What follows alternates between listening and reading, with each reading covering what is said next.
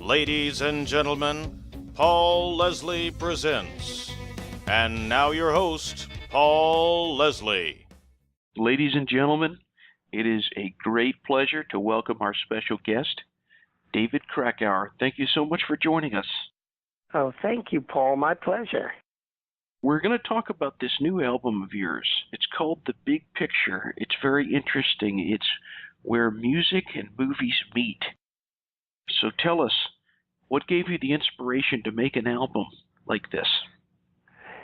Well, this was actually the brainchild of my management, in particular my manager, Steven Supporta, Joseph Baldassar, who's a wonderful producer, and myself working together to find sort of something new for me to do, something different that explored a lot of the different facets of what I can do as a musician. And so the idea, of course, I've been identified with Eastern European Jewish klezmer for the past over 25 years, since the late 1980s. We were thinking, what would be something that would be in my theme and yet kind of a little more concept-driven and a little, different. And so we came up with this idea of doing music from iconic films and that all relate to Judaism in some way. So in a certain sense, it's kind of more of an homage to myself as an American as opposed to being from an Eastern European Jewish background specifically. And yet the klezmer comes in a little bit subtly here and there, gives me an opportunity to play jazz, body and soul from Woody Allen's radio days. Some of the movie themes relate directly to Judaism, like The theme from The Pianist, and also tradition, of course, from Fiddler on the Roof. But then some of the themes are more tangential or really reflect, let's say, a Jewish sensibility. So, of course, Woody Allen's movies, whether he's talking about life in the 40s in New York City, there's still always this, and then there's jazz. It's still seen through a Jewish lens, so to speak. And the March from The Love of Three Oranges by Prokofiev, from Love and Death, again, Woody Allen, and the Tu Vois Ma Mère from Midnight in Paris of Sidney Bechet. And this gave me an opportunity to explore a very, very different palette than I've ever explored before. On that note, I was hoping you could take the listeners back to the old Orpheum Theater in Tannersville, New York. Tell us about that. The Orpheum Theater was one of those classic little Art Deco theaters from the 30s. It had that great old musty smell. You settled in the seat and lights went out, and then it was just absolute magic. And this was really, my family had a home there, and actually my family had been going up to that area since the 1920s. My great-grandfather had a home there. So it's a place that I have a great deal of attachment to. And the Orpheum was just one of those great places where I saw so many movies for the first time, and it's just incredible. And down the road in Hunter, New York, there was a beautiful old drive-in that was functional, I think, until the early 2000s, and it was actually kind of a ruin up until about a year or two ago, actually maybe a year ago, and then they just tore it down. I was so sad because, I'd wandered around in the ruins of this old drive-in theater and, looking at the big screen and remembering seeing a lot of movies there, too, under the stars, and just very, very magical times. I think we lose something with, even though DVDs and downloading movies is so easy now, we miss something from that collective experience. So hopefully that will never die out completely. So you're saying sometimes we're missing the big picture? I think so. Yeah, definitely. One of the great things about this album, The Big Picture, is you're playing music from just some of the best composers that have ever lived. John Kander, Marvin Hamlish, the songwriter Randy Newman. Could you pick a favorite track on here by one of these greats? They all are so beautiful. I think, to me, the Randy Newman's The Family from Avalon is one of my personal favorites. I think one day I'm going to get it arranged for myself and symphony orchestra because it's just so haunting and beautiful, and it's got that special Randy Newman flavor. And while it doesn't sound really like Eastern European Jewish klezmer music, it evokes it, and it evokes an old Central European waltz, and it's got that perfect balance of a little tinge of nostalgia and a little bittersweet humor in it. It's perfect for that movie. You're playing all of these songs that appear in famous motion pictures, but the director that is the most represented here is Woody Allen. Have you been a particular fan of his? Of course. I mean, Woody Allen is, especially the very early movies, to me, Take the Money and Run and, Bananas are two of my favorite movies ever. And I mean, Woody Allen is just so funny. And I mean, his if you listen to his stand-up routines from the mid-'60s, just amazing. And his writings, just such a brilliant person. But I think the reason that he was represented so heavily on this album is because his sensibility to music and his taste in music is so wide, so that we were able to get a really vast range of things. So from Body and Soul, from Radio Days, and then the Tu Vois Ma Mère of Sidney Bechet, which is so evocative and really, it comes from Bechet's time when he lived in Paris, the late 50s, actually was almost at the end of his life, 1958, that piece. And it evokes Paris so beautifully. And then Prokofiev's March from the Love of Three Oranges, and just being able to use this range of different kinds of music was key for us musically and artistically for the album as well. You mentioned in particular a moment ago that song composed by Sidney Bechet that appears in Midnight in Paris. Could you tell us a little bit about Sidney Bechet and what kind of influence he has had on your life, on your music? I call Sidney Bechet my teacher who I never met.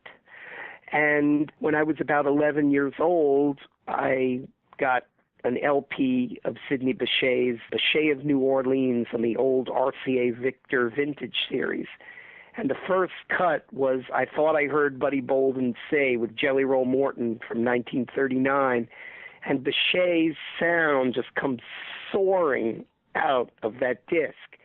And of course, Bechet is known as a great soprano saxophone player, and he was kind of the father of soprano sax, and Coltrane and Dave Liebman and Steve Lacy and, all of Wayne Shorter, everybody followed from Sidney Bechet.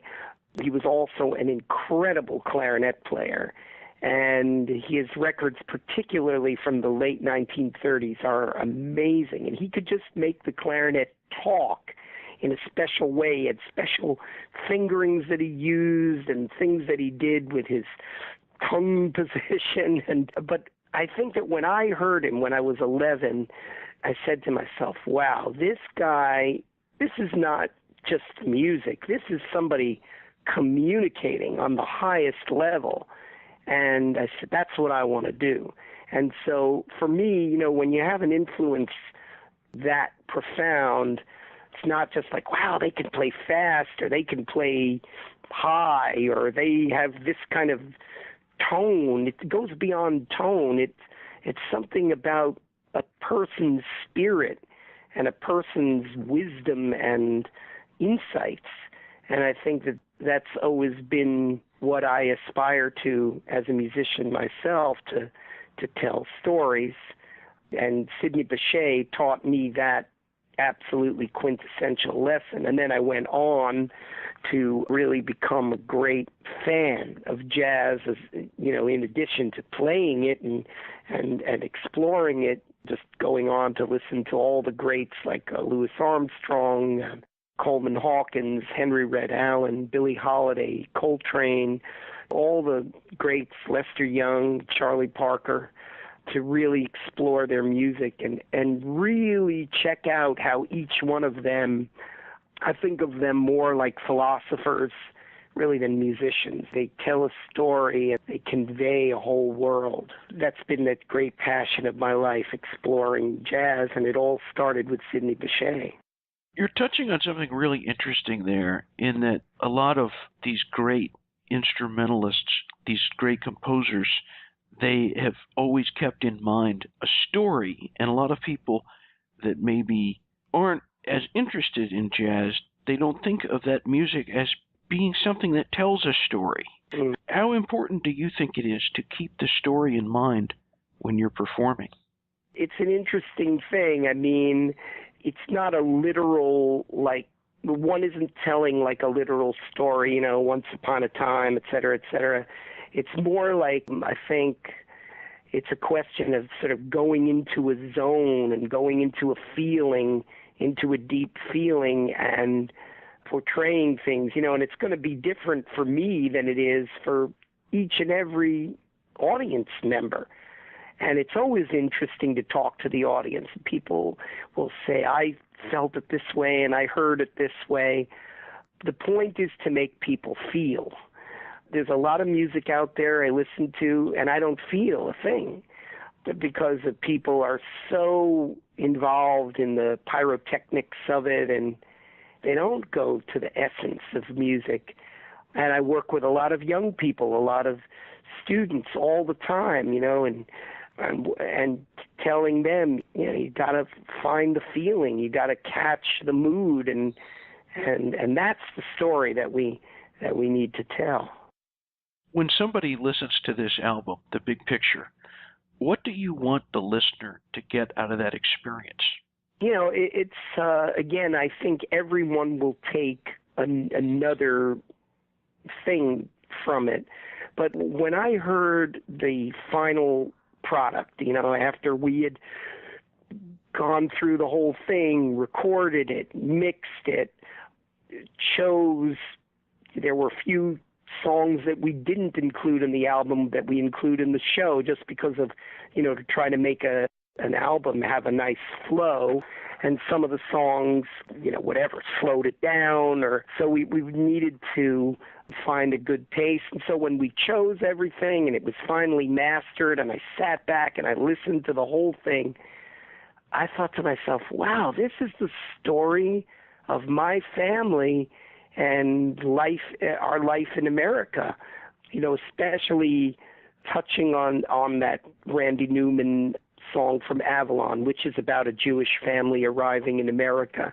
And then my treatment of tradition, which is, you know, of course, tradition is so much about being Jewish, but it's also about being assimilated from an immigrant background. And then I added a little funk twist, but I sort of kept the little 60s kitschiness in it too.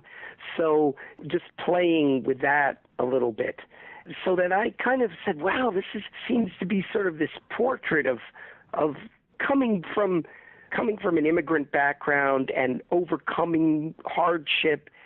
And then as I listened, I thought, this is the universal story. If you're Jewish American or Irish American or Italian American or African American, it's really different circumstances, different struggles, different obstacles, but really all the same kind of core issues of overcoming things and, you know, what we all go through as human beings to make it through in life and get from A to Z. Fascinating. What is the best thing about being David Krakauer? Oh, gosh. For me, I think when I was in my teens, I began to play jazz, and I was playing with a guy named Anthony Coleman, who's a well-known composer, pianist, and educator. He's at the New England Conservatory in the improvisation department. Anthony's a great mind, and a great, he has a great sense of the big picture. And I kind of think of him, when I was a kid, we would talk about music, and there was all these great discussions at 2 in the morning, 3 in the morning. We would go see Duke Ellington when we were kids, and Mingus and Ornette Coleman down at his loft in Prince Street, and just a great time. And I was playing jazz. We were playing jazz together. I was in his band. But then in my early 20s, I had a crisis of confidence. I thought to myself, I don't know if I can do this, because to me, the great goal in playing jazz and in improvising is to really find an individual voice. Like you can basically put on a recording and like drop the needle, so to speak, and say like, wow, that's Coleman Hawkins, and just immediately identify these great people. And so I abandoned jazz in my early 20s, and I got really into classical music, did a whole thing, big career in chamber music in particular, and everything was going along fine and thriving. I missed that thing of being off the page. I missed the creativity of jazz. And so when I discovered klezmer, I think it was a way back in, because I said to myself, okay, I can learn this old music, listen to old recordings from the 1920s, learn it note for note. It's a lot of work, but at the same time, it felt very natural and very easy, because it seemed like my grandmother's Yiddish somehow, her very strong Yiddish accent. And I thought, wow, this is like Yiddish in music, and so I'll try to find this accent, so to speak, on the clarinet. And then I thought, okay, I'm going to be improvising in this style, so let me bring back the elements of jazz, but still use klezmer as a kind of cornerstone, as a kind of a bedrock. And so I started to bring in influences of like all the different colors Duke Ellington used in his band, the plunger mutes of the trumpets and the trombones, and the glissandos of Barney Bigard's clarinet, and the trumpet was Cootie Williams, and the trombone was Tricky Sam Nanton, and Johnny Hodges, the great alto saxophone player, and just to find these great colors and find a sort of how Coltrane used harmonic, natural harmonics to get these really great notes that could just tear your heart out, and et cetera, et cetera. And so I was bringing in all these influences, and also influences of music that I had learned in contemporary classical music. I had an encounter with John Cage and Luciano Berio and all these great composers, 20th century composers. And so finding all of these things and putting that into my improvising style, I eventually came up with my own recognizable sound. And so I think that if you say, what's the best thing about being me, I think that for me, that's the great victory that I was able to finally come to a place where I could have my own personal sound. That's my greatest victory, I think. For anyone who's listening to this interview, my question here is just very open-ended. What would you like to say to them? Oh, wow. I think that after 9/11, I began to really have the sense that music and the arts were more important than ever. And I think that in this world where there's a big emphasis on making money and technology and all these different things, and we tend to veer away from what I believe are core values. Maybe I'm naive, but I do think that in doing music, in doing the arts, we supply an antidote, or at least a counterbalance to many of the really insane forces of the world today, of all this hatred that's around, indifference to the environment, greed, a lot of greed now at the expense of so many people. And I think we need to get ourselves together and start thinking like a planet instead of like all these different nations and all these different religions pitted against each other. I mean, I know I'm probably preaching to the converted, but I think we can all try to make a difference in some way and try to do good things in the world, and hopefully it'll help, because I don't see us on a great path now in a planetary way. So I think I try to do my bit. You know, everybody has their expertise, and you know, I hope I can use my expertise for as much good as possible in the world. And you know, if we all start thinking this way a little bit, and I think supporting the arts is a good thing. I think supporting arts education is an important thing. And I think then looking towards being more conscious of the environment and taking care of each other and opening lines of communication with each other, this is very, very important. My last question, who is David Krakauer?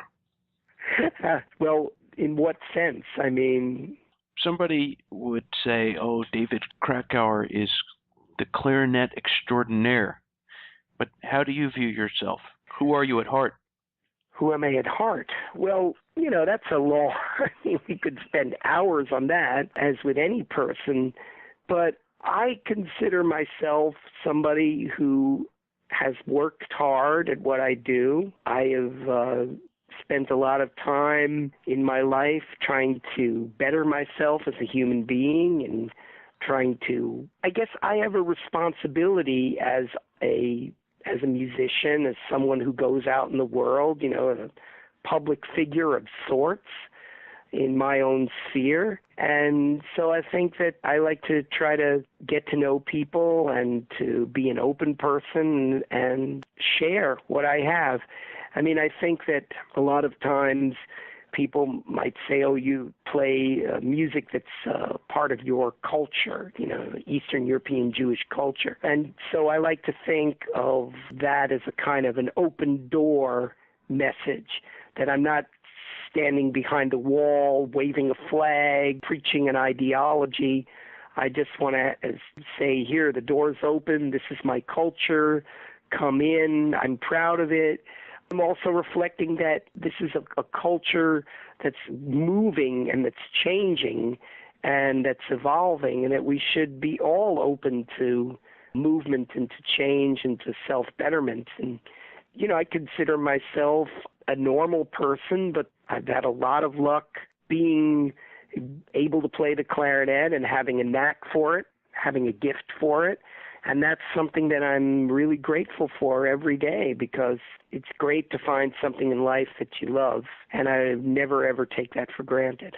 On that note, I'm very grateful for this interview. It's been a great pleasure to talk to you.